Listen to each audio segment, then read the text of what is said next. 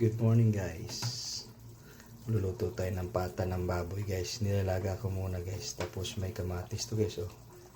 Hinalo ko na sa paglalaga kasi para madaling durugin.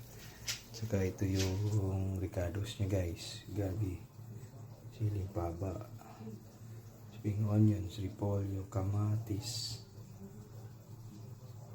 bawang at saka sibuyas. See you guys. Fresh and tasty yung niluto natin yan guys, na nilagang pata ng baboy. Yan na guys.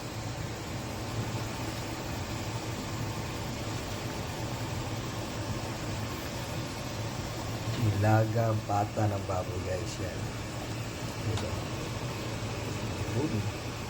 Yung pata guys. Yan. Lagyan ko repolyo, sili paba, spring onions, luya, kamatis. See you guys sa kainan.